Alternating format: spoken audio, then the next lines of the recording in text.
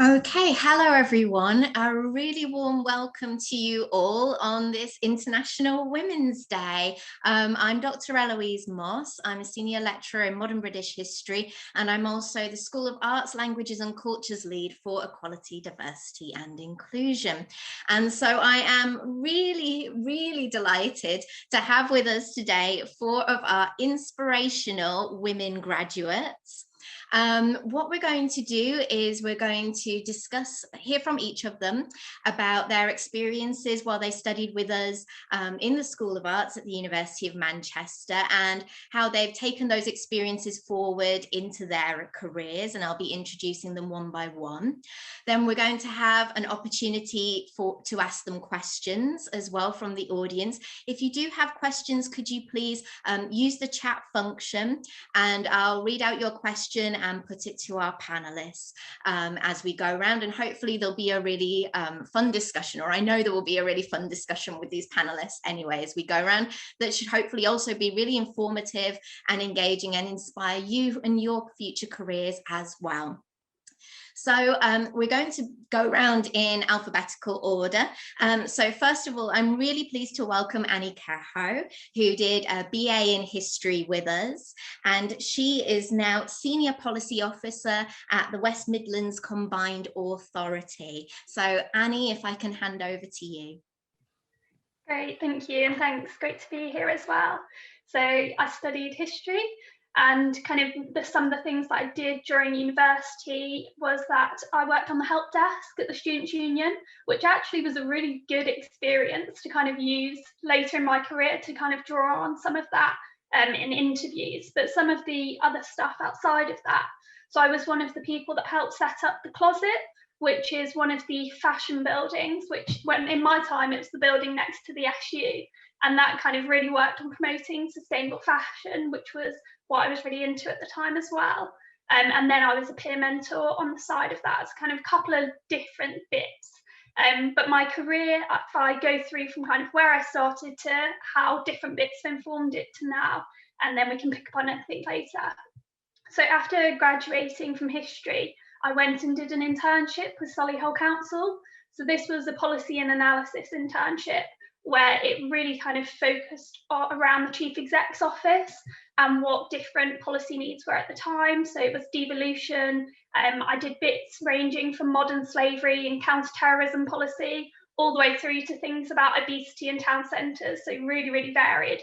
And that was a 1-year programme, and I deliberately chose that because I didn't want to commit to kind of a 2-3 year grad scheme. So it was a really nice fit for me to kind of see what was happening, decide if that's the right thing for me and move forward.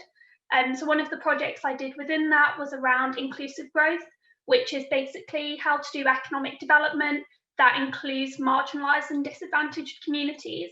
So I'd actually studied quite a lot around that, a lot around kind of gender rights in my degree. And so it really fed nicely into that work area. And so a job was created from the internship, carrying on that project. So I became a policy advisor in that. And then that progressed to kind of tweaking it slightly and promoted to a programme officer, where I actually set up a whole programme around that area of work, working across the region. And that's where I got offered a secondment into the Combined Authority. So I kind of had a jump then when I was working half and half, and did that for quite a while when I was then specialising on topics that I really cared about. So I did a bit of work around refugees and kind of refugees and employment, and then quite a lot of work around kind of how do you make sure that communities' voices are heard, particularly with developments and kind of economic policy that's happening, which was really interesting. And actually, throughout all of those experiences, different bits of my experience was always drawn on in my interviews for it. So a lot of the time people would ask about the Closet, because at the time we'd got featured in The Guardian and we'd done a big collaboration with Misguided. So that was a really big thing that actually people always picked up on when they would look at my CV. And similarly with the help desk in my internship, they were really keen to see that. And then from that kind of policy programme role, I'm now in the role that I am at the moment as a senior policy advisor in the Combined Authority. So that's for the strategy and economy team. So I lead all of the COVID recovery policy that we have now, writing our strategy, saying how kind of we as a region are going to recover from the pandemic. and actually working on some of the devolution and particularly Brexit at the moment. So I'll stop there and then I can always pick up later. That's amazing. Thanks so much, Annie. I imagine you might feel quite tired just hearing about all of the amazing things that you've actually done as well. And so good to kind of establish how beyond the degree itself, all those extra activities you did that demonstrated your interests or allowed you to explore things, whether through internships or setting up the closet, have been built into your career since. So thank you so much to think about there. If I can turn now to Muneera Lula, who did her degree in politics and modern history with us. And she is now head of Labour, Markets, Trade, Policy and Negotiations at the Department for Business, Energy and Industrial Strategy. So over to you. Hiya. So as Dr. Moss said, I'm Muneera Lula. This feels really cool. It feels like I get to do like University Challenge, but I'm not clever enough to ever be on University Challenge. So I graduated in 2017 with a degree in modern history and politics. I had an incredible time at the University of Manchester. I don't shut up about what an incredible time I had there. And at the moment I work for the Department for Business, Energy and Industrial Strategy, otherwise known as BEIS, but a terrible name for a department if there ever was one. And I'm a negotiator on labour markets trade policy. So in simple terms, that means I spend a lot of time talking to the Australians at like 6 a.m. with the top half of the suit on, and a lot of time in the evenings talking to the US with also the top half of the suit on. But in a normal world, that would probably mean that I'd spend a lot more time flying around the world. But alas, that wasn't to be. But that's my job at the moment. Whilst I was at university, I was able to do 2 different internships. One was with the Department for Energy and Climate Change, which doesn't exist anymore, but has essentially been folded into where I work now. It was an incredible time. I met people that were so inspiring, so interesting. The university's careers department were really helpful because in order to get the internship, I had to do a phone interview. Never done one of them before. I was like 19, how would I ever know how to do a phone interview? And some lovely people in the careers department coached me a little bit through that. So then I got the internship, had an amazing summer in London, very much just like living what was kind of the dream. And now I find myself like having to remind myself of that every time I'm going into Whitehall, how amazing it felt to like walk past the House of Parliament and be like, isn't this amazing? Isn't this amazing that I get to do this? So I spent most of the summer doing that, and then I spent a little bit of time at an unnamed Big Four accountancy firm where I realized that that was soul crushing and I never wanted to do that, but it was an important realization that I had to have. And I came back to university thinking, I think what I want to do is work in Westminster and work on policy and things that I am interested in. So when I left university, I joined the Fast Stream program, which is an amazing grad scheme, but also not the be all and end all of when it comes to working in Whitehall. So absolutely, if some of you out there are wanting to join the Fast Stream, please do think about it. But also there are other ways to become someone that works in Westminster. So please don't be disheartened if the grad scheme isn't for you. So I did that for 18 months in total, and some of my time on the Fast Stream I spent working in a negotiation team where we worked on a World Trade Organization negotiation. In that time I had some of the most incredible bosses. I worked for some amazingly inspiring women who had like busy families but were like absolute bosses, and negotiated with 17 countries whilst maintaining their calm at all times, and they were so inspiring. I ended up doing that job for a lot longer than I was supposed to because the scheme kind of dictates how long you do a job for, but I had such a good time. I stayed there for a lot longer. And I was really developed so much during that job, and I got to fly to Geneva a fair bit and take the Eurostar to Brussels a fair bit, which was all good fun. Expenses like seem really, really fun every single time you get to tap your card and it's not you paying for it. And then I left the Fast Stream to become a bill manager at the Department for Business. So I did politics as part of my degree. I'm really, really interested in politics, and essentially a bill manager's job is to take a piece of law and sort of steer the ship through Parliament. So all of the votes that happen in Parliament on a piece of law, and take it to the very end where it becomes the law. And I had an amazing time. I worked on a couple of different pieces of legislation, but in the end, I spent 2020 working on some emergency legislation for the Department for Business that was COVID related. Of course, it was COVID related, which was manic and lots of fun. And I built this incredible team, and every ounce of like leadership that might be in me was very much stretched. And it reminded me of some of what I used to do as the president of the History Society, which is what I did in my final year at university, trying to lead a big group of people or trying to change a bit of culture so that people were able to deliver, whilst also working from home and homeschooling their children and all the other things that happened in 2020. And then I changed jobs to go back to the trade world and do a bit more negotiating. So that's what I do now.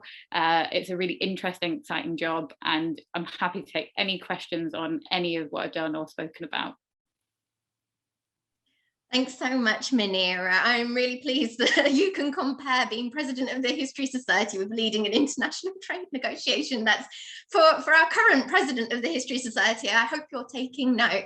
So next on our list is Bex Tenenhouse Recker, and she studied the BA in Drama and Screen Studies. She is now a senior content producer for the BBC and a board member of the Contact Theatre. So over to you. Hi everybody, thanks for having me. I think similar to the other panelists, I'll take you through my career and I guess like how I felt my degree kind of influenced and supported that. So as Eloise said, I did drama and screen studies, and I graduated in 2009. So I think I had kind of interesting aspirations for what I wanted to do after uni, and then the credit crunch happened and the recession happened after that, and that kind of changed, I think, people's plans quite a bit. So I actually ended up kind of working in quite a few different sectors. So after graduating, I moved into kind of like events and marketing, and I worked for some creative agencies, and I worked on quite a few community projects as well. And I freelanced probably for about 3 or 4 years, and then took a few staff roles at creative agencies and places like that. So quite a varied career before I started working for the BBC. But I would say that my degree helped and was part of my work, even though it didn't really feel like it was, because I wasn't working in theatre and I wasn't necessarily working in film. So I suppose from a kind of creative perspective, like working in live events, especially in things like film festivals and arts festivals, and I've done a bit of management for like bands and stuff like that, and touring productions. That kind of the creative development stuff that we did on that course really helped with that kind of thing, and equally really helped with my work in creative agencies. So all of the stuff we did around kind of like storytelling and understanding how to structure something was really, really helpful when, I know it sounds weird, but when coming up with ideas for how to like promote a new kind of trainers for Adidas, because you think about the audience, think about this perspective, think about how you're going to grab their attention. And then kind of my work in creative agencies took me a little bit more into marketing, and then I got to do a little bit more filmmaking again, which was really nice. And then kind of after working for a while on kind of marketing projects, I realized that there's this kind of, it's a weird thing that happens in some parts of the creative sector, where the people who have money don't tend to be the things that you really care about working on. So I was doing a lot of marketing and communications projects for organizations that I didn't find too inspiring. So big oil companies, huge financial companies, pharmaceutical companies, that kind of thing. Really great people to work with, but the messaging that I was working on wasn't something that I really cared too much about. And then so I started to work a little bit more in community projects. So similar to Annie, like doing some stuff with refugees, doing some stuff with people from different marginalised communities. And then that kind of led me back to working with young people. And then I applied for a few different jobs at the BBC. It's an organisation that you have to knock on the door quite a bit to get in, but then once you're in, you're kind of in. So I started working at the BBC on as a unit manager, which is kind of like a project manager, financial kind of side of things. And then I managed to do a sidestep, which is actually quite unusual, into being a producer. But I pushed really hard and here I am.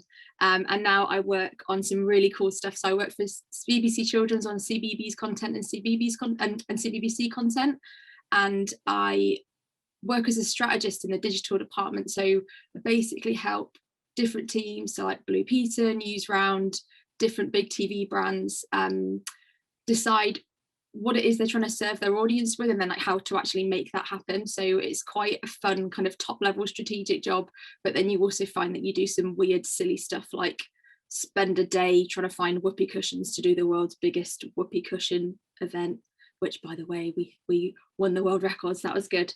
And then alongside what I'm doing kind of career wise, I also have recently, and like really recently, like as in last week, I got named a board member for the Contact Theatre. So which is like an absolute dream come true, such a fantastic organisation, and I'm really, really proud to be part of it. And it's strange because I guess a lot of you at Manchester might have never actually been in that building because we've been closed since 2017, but hopefully, fingers crossed, COVID dependent, we will be reopening this year. So please, please, please come and see us. And there's some really exciting things in the programme. So if you don't know who they are, give them a Google. Really fantastic organisation. Thanks so much, Bex. I think I speak for everyone when we'll all be running to the theatre when this is over. I've never missed anything so much in my time, and the Contact is wonderful. And again, that's just such a really interesting kind of trajectory that you've had. And I think what's really coming through is how everyone here has had to make some quite difficult choices to do things that they really cared about ultimately. So that's really interesting. Thank you. So our final panelist is Monique Taco, and she studied history and sociology with us. She's now a London-based multidisciplinary artist working in both theatre and radio and film, and she's a theatre director, and her most recent show was Blank by Alice Birch at the Rose Bruford. So I'll hand over to you, Monique. Thank you, Eloise. It's so nice to be here. Very much feels like a full circle. And if I'm honest with you, it's obviously we're kind of riding the end of a pandemic. And a lot of the time in the pandemic, I wasn't working. And I really had to look at myself and think, is this the career that I want to go down? So I stand here confidently, and I stand here being like, yes, I haven't run away from the arts. I'm still here. But being here is great. So thank you for having me. So I graduated in 2016. I did history and sociology with the plan to actually do a law conversion after and become a barrister. So the kind of arts lane wasn't the where I was thinking I was going to go.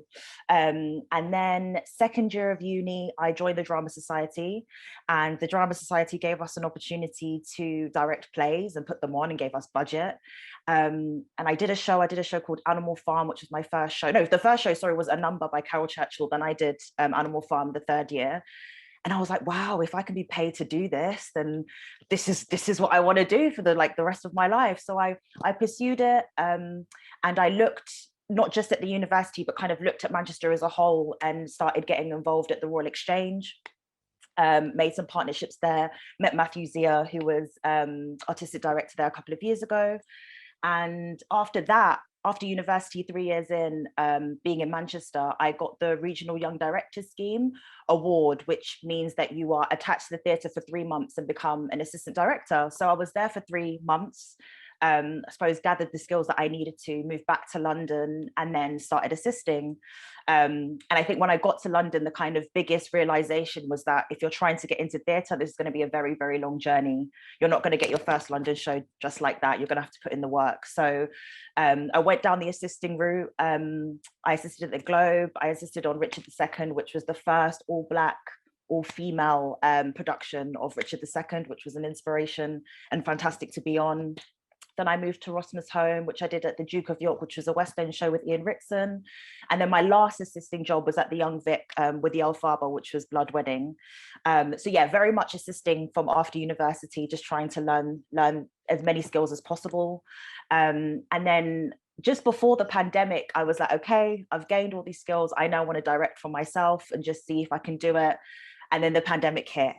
I now feel that, you know, at the beginning of this year, the jobs are coming in. It feels like things are getting back to normal, which is great.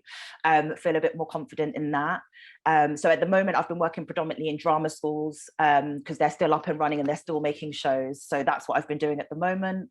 In addition to, I suppose, directing, I'm also a producer, and I'm also part of an online platform called the Ubunufu Space, which is a platform that promotes African music. So we do reaction videos. We also do documentaries. So we went to South Africa, not last year, but the year before, and Kenya as well. So we've got a documentary series that's out, and also have a radio show on No Signal. So check us out as well. But just to feed back and just go back to university, history and sociology were defining for me in terms of what I do now. As a director, a lot of the time when you get a script, your responsibility is to learn the historical, political, cultural context of that play in order to put it on. So I don't think I'd be in person if it wasn't for doing history and sociology and being as informed as I am now. So yeah, it feels like a real full circle. And even though it's not necessarily, I'm not a historian necessarily, but it feels like all those skills were so necessary. So yeah, that's me. Thank you so much. I just feel so beaming and proud of you all when I hear about your work and everything that you've done. It's really wonderful, and hence you are very inspiring women to have in as part of this discussion. Though obviously it has been such a tough year in the last sort of 12 to 18 months. And as we've been talking and everyone's been sort of saying all the sort of added extras they did as part of their degree, I wonder if you would just mind reflecting for some of our graduates now who perhaps have struggled to get some internship schemes or struggled to say be part of plays in the drama department in the same way. What advice or encouragement would you give them maybe to get through this COVID period and put themselves out there in some of those ways that you managed to do? Open floor. I would say that just the importance of mentors and the importance of like having a network. And this is a time where people are less busy. People will have that Zoom conversation with you because they do have a bit more time and they are at home. So I would say don't be shy, send that email, connect with people, and become visible, because if you're not visible, you're not going to get the job or you're not going to get your way in. So yeah, make the connections. Thank you. I would totally agree with that. From a kind of creative perspective, I'd say that often it feels like sometimes you feel like you want to do loads of stuff and it feels like everybody else is doing things and you're not part of things, or oh, I didn't realize that was happening and now I can't audition for it, or whatever it might be. And I would say that if you want to make stuff, just go and make it, and you'll learn so much from doing it, and you might make some amazing contacts as well. So I think sometimes you have to make those opportunities for yourself, especially it does look like we're going to be in quite a difficult financial period for maybe quite a long time now, and the creative sector is going to struggle because of that, and it already is struggling because of that. So advocating for yourself and making things happen for yourself, even if they're just really small, is worth doing. Yeah, I think I want to slightly couch what I'm going to say, because you are students in a pandemic, and I'm so sorry about that, and you're doing so well, like you're doing an amazing job, but if you maintain the energy to be able to 100% go out and find those connections. You're so right, Monique, that people have a bit more time to have those Zoom conversations with you. They're not running around quite at the speed they were a year ago, and also that for this point in your life, you will never have this much time again to explore things. So, I mean, I'm not a radio host, but I had a radio show on Fuse FM. I don't necessarily work on gender politics, but I was a women's officer for the Students' Union. I played cricket for the university cricket team, and I'm yet to be called up for England. Like, do these things because you're trying out what might work for you. You won't be 18 to 21, or if you're doing university a bit later, you won't have this time again. So just spend it exploring things, because you've got your whole life to sit behind a desk, right? So this is a time to try everything and decide what you like, and that will stop you falling into a career that's just kind of where you ended up as opposed to where you wanted to be. You work out the things that matter to you at uni, I think. Yeah, such great advice from everyone, and yeah, completely echo it. And I think I'll say a couple of really practical things that actually really helped me. So Muneera and I went to university together and have kind of kept in touch since. But actually, one of the things that Muneera did for me at university is she nominated me for the History Award for, I think it's outstanding contribution to social responsibility for my work at the Closet. That was a really great thing for me. At the time, I didn't know the award existed. Muneera was doing all fab things at the History Society. I got an email throughout the blue and was like, oh, like, this is cool, gonna get the free Prosecco and some nibbles, like, it'll be a fun day. And actually that was a really tangible thing that I could then go on and kind of put on my CV and people could talk about it. And it was a real gateway into some of those side activities I did at uni. So I'm really sorry to whoever's the admin for that award, because they might get a lot of applications, but look out for when your university does that, because I think it's at the end of term. That was a really great thing to kind of think about what your friends do, kind of put them forward for it, because it really does make a difference when you're looking out for kind of what other people do, because what you see yourself as being valuable on a CV is often quite different to what other people would perceive. So I think that's a really kind of practical thing you could do. Yes, we still do the History Student Awards at the end of each year. And if you are watching and you're a historian, please feel free to email me. I can pass you on to the colleague who has taken over that role to do that. But thank you. That's really sage advice. So think of some questions, audience members. Please do put them in the chat and I'll put them to our panelists. While you're thinking of those, and also just a note to my colleague Alex, who's helping us administrate this event, if you wanted to put any notes to me in the chat as well to let me know if we've got questions, please do so.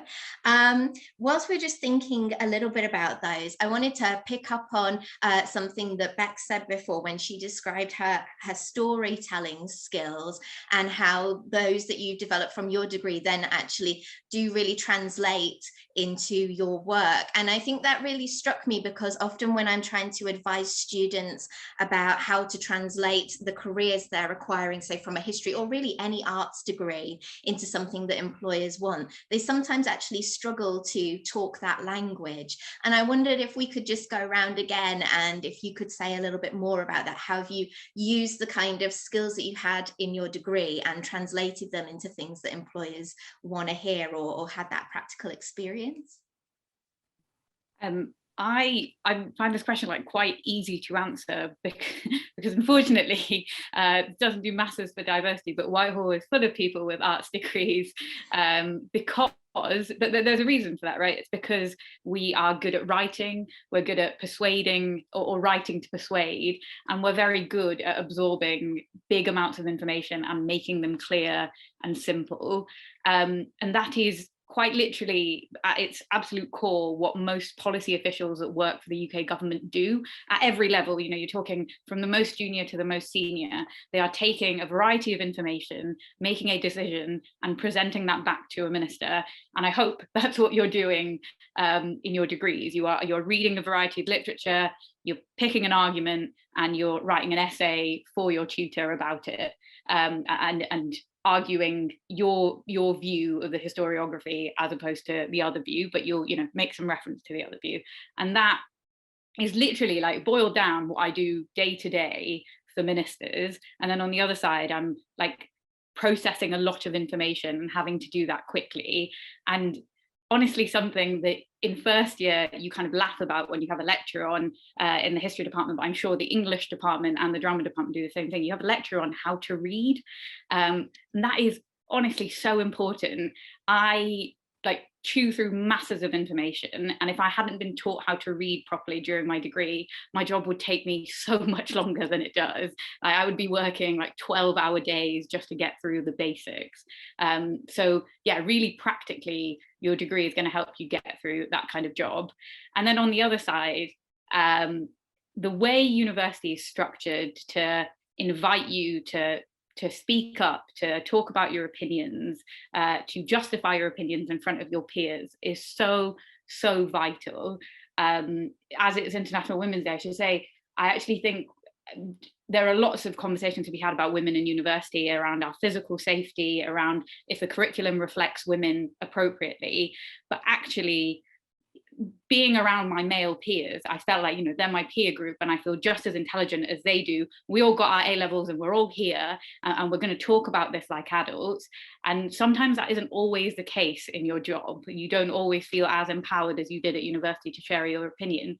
But the fact that at uni you have Dr. Moss, you have all of your variety of professors that are telling you, right, tell me what you think, tell me what you think. You've got people encouraging you to talk about your thoughts.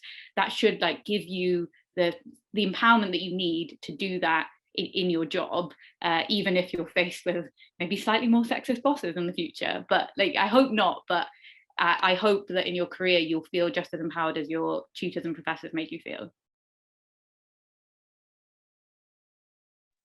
Thanks. Would anyone like to add to that before I go to some of the questions in the chat? Sure, I'll jump in because I think because I work in kind of the mirror of Muneera, so Muneera is central government and I'm local government, then kind of a couple of the really practical things that we do when I'm looking at kind of grading graduates' applications is the way in which they construct their answers. So one of the techniques that government always bang on about is called STAR, so situation, task, action, result. But it's actually a really, really great way to structure anything. So I have had graduates come forward for policy advisor jobs, and they have used a literature review that they have done in their degree, which could be from any degree. A lot of them do that, or a presentation they've done. And they have literally described how they've gone through that process of, I took these sources, I consolidated it, I compared these two kind of different perspectives, and then actually, practically, this is how I coordinated it with a couple of team members through using Zoom or kind of setting up a group chat, and then brought it all together, and here are my findings, which I presented in a report. And that was a perfect answer. It was absolutely fine. They needed no internship. They didn't need kind of fancy things on their CVs. They just needed what they had in their kind of degree. And I think that's really important. So whilst those other things are great and they really kind of round out your experience, what you have at the moment is enough for some of these job roles. You aren't disadvantaged, and if anything, you're in a privileged position because you have this degree. So I think really use that, and reach out to people to help you tweak the language. So I think the best one that I've done is, so when I was at uni, I did fundraising for the Cheer Society, which meant in practical terms that I put on a club night so we could use the money to go for a competition, and it was a great time. How I converted that for an employer was, I have budget management skills, because I was able to kind of draw all of this together, and we raised £3,000. In practical terms, we were sat there thrilled because they were like, £3,000 one night, this is great. But actually, some of those underlying skills of, I put a team of 30 girls together and all of us produced this club night. We had a budget manager, we had kind of events management. All of those underlying skills were there. It's just about how you pitch it. I would add to that by kind of saying that I think if you're working on something, either if you're doing a kind of drama degree, theatre degree, screen stuff degree, or whether you're just doing kind of creative stuff alongside your degree, I think those creative skills are hugely transferable to so many different sectors. I think the kind of the entrepreneurial side of making a show happen, making a film happen, is so useful. And I learned so much through this stuff that I didn't actually study, but the stuff that I did alongside my degree that I use day to day now, in making stuff happen, convincing people to be part of things, how you sell something to somebody, getting that funding, like Annie said. But I would also say that creativity as a skill, and it is a skill, creativity is just problem solving. And that is useful in literally any sector, in any career. So if you can explain the fact that you are able to take an issue and find ways to solve it, and then we figure those out with other people, and that teamwork that you get when you work with people on creative projects as well, the listening as well as the kind of being part of something, hugely, hugely useful. In terms of directing, I would say the ability to research and not being scared to research, and just knowing exactly where to look. And just sometimes I feel like, Eloise, definitely on your course, there was so much information and you have to digest so much information, and it's great, but then it means that in the real world, you can do it, and you can do it pretty fast. So thank you for the training. I would also say with sociology, particularly with directing, they go in hand so well. And I didn't realize before, but I suppose the being able to assess people, look at people, understand why people act in a certain way, which then informs my directing.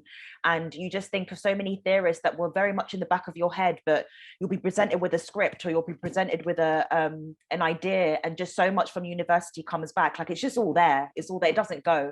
And I definitely feel at school there's a lot of stuff that has gone, but like a lot of the stuff that I've learned at uni definitely has stayed with me. So yeah, so important, and also has informed who I am today for sure. Thanks so much. And Monique, it was very much my pleasure to teach you. So some questions from the chat. I can see, Muneera, you very kindly answered one from Rachel, and I'll come back to that in just a moment. But Niam has asked, how important were internships in terms of getting a job? Because of the pandemic, there are far less opportunities, and I'm panicking I won't be able to get one, and it will really negatively affect me. What do people think?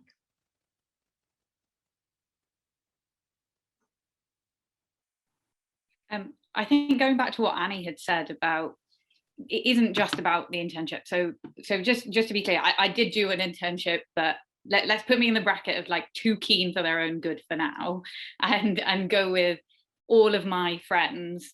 So many of them didn't do internships, and instead they worked waitressing jobs, right? Like they earned some money because they wanted to go traveling, and that is just as valuable, if not possibly more valuable, than doing an internship, you know. And there's also lots of people that did amazing stuff that wasn't badged as an internship, but they worked for free whilst at university. So I'm not saying that's great, and I have plenty of like personal issues with organizations asking you to work for free, but friends that made radio shows just because they could, and that those built up part of their portfolio, and now they report on LBC, or friends that made documentaries in the summer because they could, and now they are documentary makers, or even just people that held down a job selling, I think it was selling solar panels for a whole summer, and now they are like high-flying accountants, and they can do that because it isn't necessarily you need some gold-plated internship with a big recognizable company. It is 100% about the skills, about the drive that you're showing, and it is enough just to have done your degree well and be able to reference things like an incredible literature review, and to have done some things that you enjoy and be able to reference things like being part of a sports team, an art group, a drama show, volunteering as well. Let's remember how important that is. Student volunteers like prop up a lot of charities in Manchester, and that's so important. So please don't think that internships are the be all and end all. Absolutely go out, have a look, see if there's anything that is still open that you could do from home over the summer. But if there isn't, do something you absolutely love and enjoy, and be able to talk about that and the skills that you gained from it, and how you pitch it. Thanks, Muneera. I would say I know a lot of you are panicking at the moment about everything that's going on. Our careers service do have a lot of opportunities that they can link you up with. Please do get in contact with them. For SALC, our careers officer is Louise Setti, and I'll put her email in the chat. She's still with us, Muneera. We were not letting her go under any circumstances. And yeah, there are opportunities out there, but that point about doing a bit of volunteering, giving back to the community as well, which obviously there have been opportunities to do in the COVID situation, whether it's working as a listener or, you know, just lending a hand here and there, that they are things that you can talk about as well. I don't know if anyone else has any examples of that. Yeah, I'd absolutely echo that. So like I mentioned before, when I graduated, it was into recession. So again, similarly, maybe to what some of you guys will be facing, unfortunately. And like Muneera said, some people just have to get a paid job. So I did like 2 years of waitressing and working in shops and that kind of thing after uni. And then in my evenings and in my weekends, I was volunteering and I was working for free. And we can get into that discussion because there's goods and bad sides to it. So volunteered for a couple of film festivals, for a creative company that works with refugees in Manchester.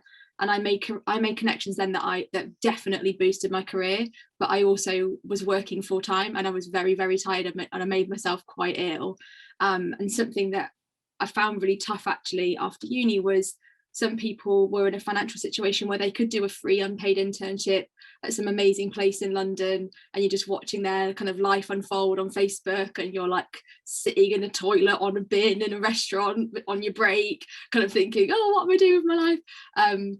But I would say that, you know, if you can get an internship somewhere, great, but it isn't the be all and end all. But any of those voluntary things that you can do, so long as you can support yourself financially and psychologically whilst you do them, they can be worthwhile if you know what you want to get out of it and if you set really clear boundaries. And I think that's really important when you're working for free, is to set those boundaries and know what you're happy to give and what you're happy to take, and be really clear about those things.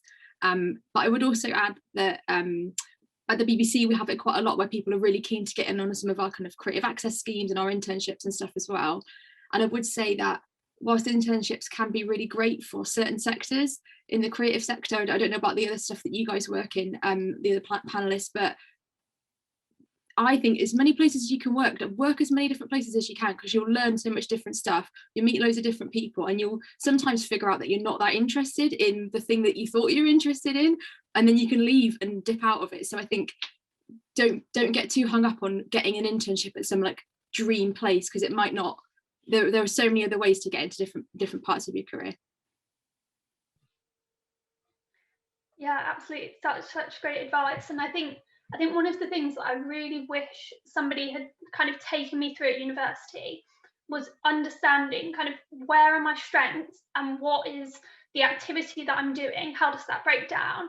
And so one of the things that I learned in my internship, which actually is really useful, and I do it with all the people that I mentor now, is you break down by theme and then by skill. So themes for me were things like gender equality, looking at refugees, kind of maybe it's some of the things that you've looked at uni to understand kind of what is your technical knowledge on that, or perhaps you have work experience in that sector, but then also the skill side. So where have you communicated something, where have you problem solved, where have you, I don't know, kind of negotiated, like break it down into those two and then understand kind of what the balance is, because university will give you some things in each bucket, but actually maybe kind of a waitressing job will give you things in the skill bucket, but actually, I don't know, doing some reading and having a book club with your friends can demonstrate the theme bucket.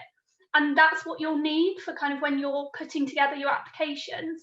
Like fundamentally on a CV, you're looking at 3 to 5 bullet points on a normal CV, in my sector at least, or 250 words describing an example about how you went about a task. You don't need kind of 3 months of internships and kind of all these different experiences. You just need to have done a few different things that you can really demonstrate the impact of what you did. So I think try that exercise, I would say, and kind of just think about what are those few examples that you have. It's not about kind of the length of time you've done something at this stage, I would say. It's more about what you did. I would just also say that we are in a pandemic, and I think a lot of, like, everybody's aware of it, and I feel like please don't put too much pressure on yourself to fully bloom. And also I think after university there was a couple hazy years, not hazy, but you're just trying to find yourself, and you know, you've been living to study and party and do other things, and then now all of a sudden you have to now be an adult. And so yeah, I think don't put too much pressure on yourself. The route will come and it might take some time, but also trusting the process and trusting that you will get there. And I agree, I don't think internship is the be all and end all. I think there's so much focus on that, particularly in certain fields, which actually is really unhealthy. And it should be about experience and what's around you, and as the other ladies have said, the skills that you can gain away from the job, I think. Thanks. And yeah, thank you all so much for your kind and supportive words for our students right now as well, because it is that balancing act, trying to make sure that whatever you're going for and whatever, you know, dreams and aspirations you have, don't sacrifice your health for it. And as cliched as it sounds, there is such a thing as work-life balance, and it takes a long time to actually become disciplined enough to start to protect that, and it takes some status and some privilege to claim that territory too. But when you, as you were saying, have some boundaries. That's really important to get going with.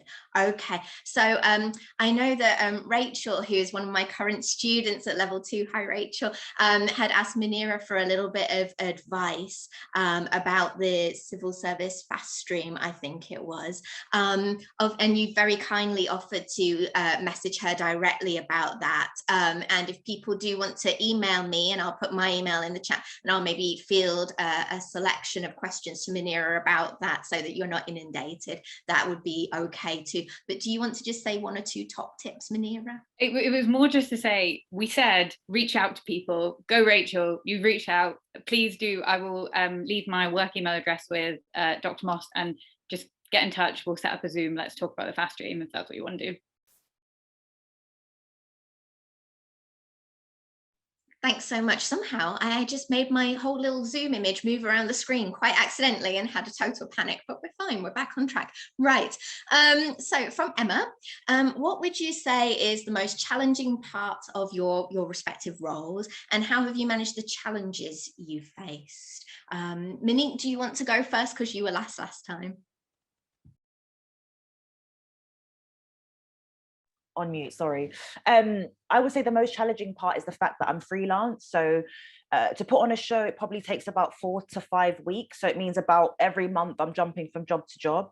So the instability of that, I suppose, is the most challenging part, and also just ensuring that you can pay rent and just survive.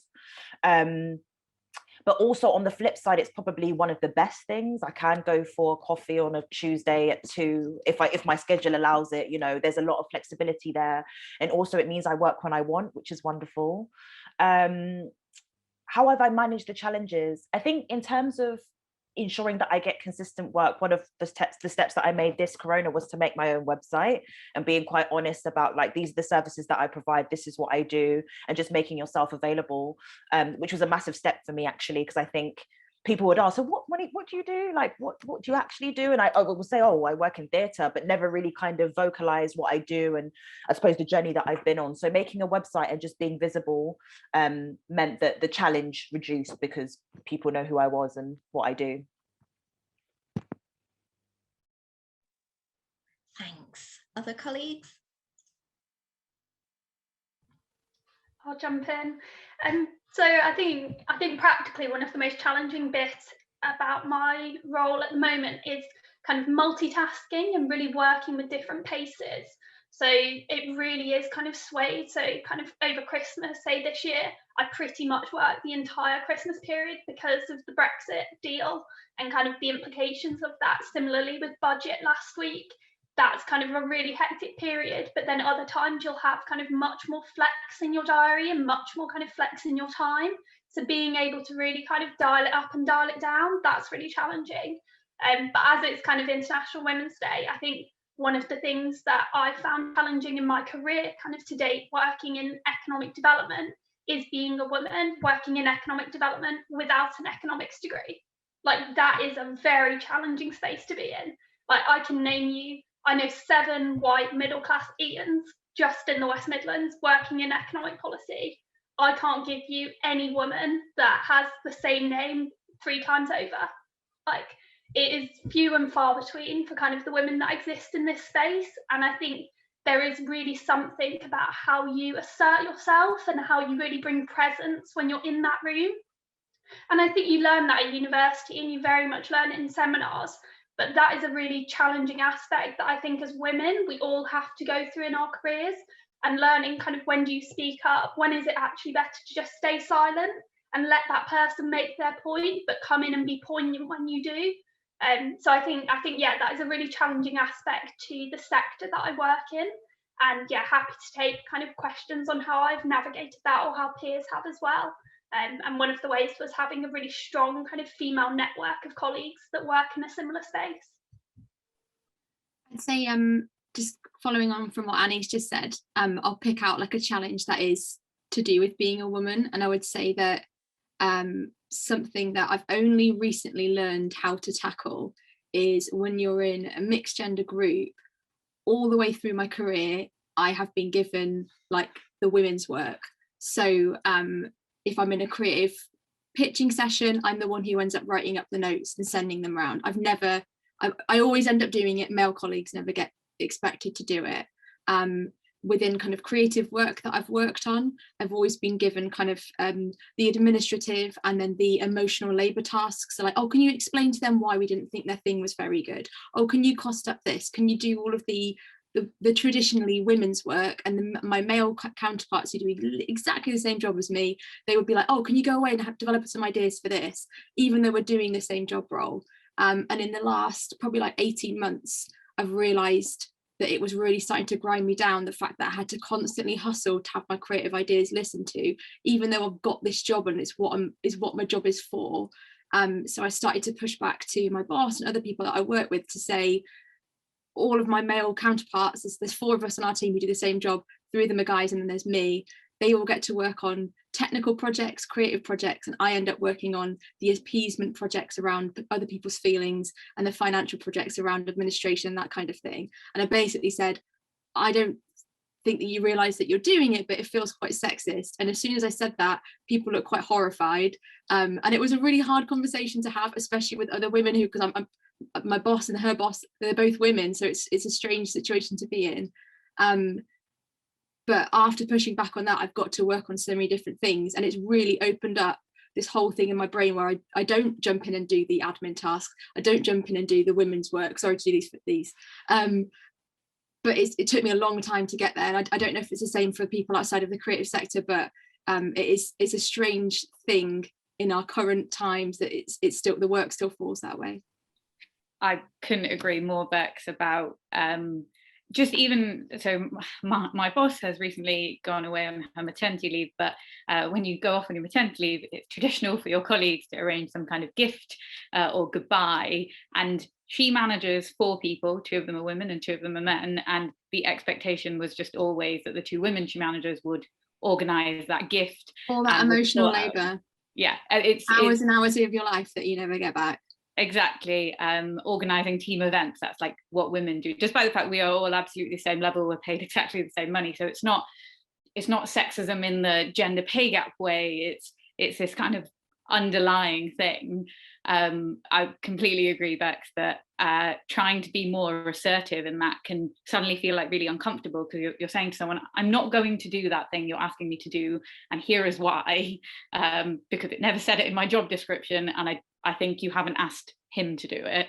Can feel really uncomfortable, but actually it's really important just to keep yourself a bit sane. It's not that I don't like buying people presents, it's my favorite activity, but I'm not paid to do that, so I'm not going to this one time. The other thing that I like worth mentioning on International Women's Day as a challenge is, so there are lots of things I work on that are intellectually difficult, and that's fine, that's you have time and you work through that, but often the thing I find most difficult is being assertive with the decision that I have come to, and that stems from a variety of things, one of them being still like quite young and looking younger than probably I am, and then on top of that also having the additional kind of like weight of I am the only woman in this room. So the world of trade can be quite male, it can be absolutely very, very white, and so finding yourself in this space makes you think, oh, do I really want to go out there on a limb with this opinion that I have? And then also it's very in vogue to say this at the moment, but imposter syndrome is definitely something that when I speak to my peer group, so people that Annie and I went to university with, people that graduated with us, for some reason I never hear the men, or often I say boys, but I never hear the boys say, oh, I'm not sure I'm good enough at my job. Whereas I hear my female friends say that over and over again. I'm not sure I'm good enough for this promotion. I'm not sure, I have no idea why they've given me this. I mean, I've heard myself say that so many times. I've like no idea. Someone's asked me to apply for a promotion. I have no idea why they've asked me to do that. Like why is it that I'm thinking that when I'm not bad at my job? I in fact arguably quite good at my job by using metrics. But the bottom line is that imposter syndrome and battling through that when you've got a variety of so colloquially like chips on your shoulder about the fact that I'm not from a traditional Whitehall background by any means. I grew up in like working class West Yorkshire, and I'm Indian for starters, so all of those things combined make me occasionally feel like, you know, why am I here? Am I good enough to be here? And what my worst case scenario is for that to bleed into how I interact at work. And sometimes it does, but it's important to be self-aware enough to try and like battle through that. And just going back to uni, like Annie said it as well, that this should be the place where you challenge all of that and you come into your own a little bit. So if you're testing your communication skills, like in a seminar, if you interrupt someone and then they get kind of aggy with you, that's the first time you've learned, just let someone finish their point and then you go.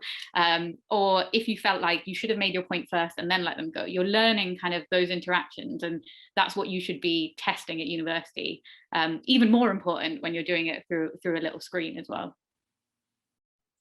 Thanks so much. Well, we're at the very top of our hour. I feel like this conversation could go on forever. And to be like full disclosure, I think I had those experiences as well within the space of academia too, which is another possible career direction. And you will always feel really nervous when you're about to assert yourself, or you know, when you're about to have a difficult conversation like that. And sometimes it's actually knowing that you do feel nervous and it's okay, because and then still doing it anyway. So there's some really nice additional questions in the chat, but we're going to have to kind of wrap it up there, I'm afraid, because we're at the top of our hour. If you do have any other questions for our panelists, please do email me. My email address is in the chat and I will pass those on as well. But just to say a huge thank you to you all for coming and joining us today. And I think our students will have gotten so much from it. So thank you. Thanks for having us, and best of luck to everybody in their careers after you graduate. Good luck. Good luck. Thank you. Good luck, everyone. Thanks for having us, Dr. Moss.